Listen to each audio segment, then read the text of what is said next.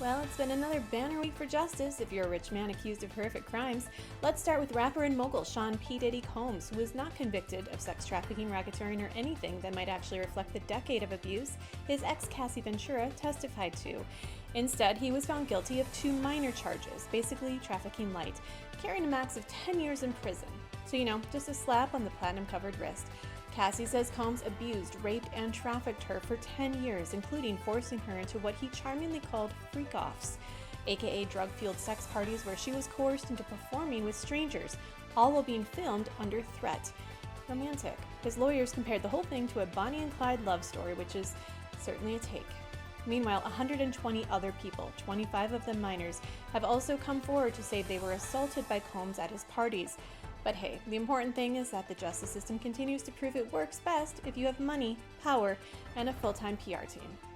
In actual justice news, Georgia just passed a law that finally acknowledges that when survivors of abuse fight back, they're not criminals.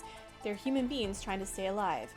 The Survivors Justice Act will let incarcerated survivors request new sentencing hearings that actually consider the abuse they endured. Wild concept, right? Context.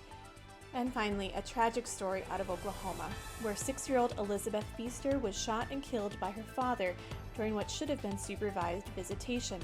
Yes, supervised, as in not supposed to end in murder. Despite the mother's prior warnings of abuse, including him kicking their toddler, he was still allowed visitation, because in family court, he's the father apparently outweighs he might kill someone. This marks yet another child murdered in the context of a custody dispute, something that now happens about every 6 days. But sure, let's keep pretending abusers make good co-parents. 3 stories, same theme, survivors not being believed until it's far too late, and in some cases, not even then. What exactly are we waiting for? To stay up to date on the latest domestic violence news, follow domesticshelters.org on the socials, or visit domesticshelters.org for a multitude of resources, support, and people who believe you.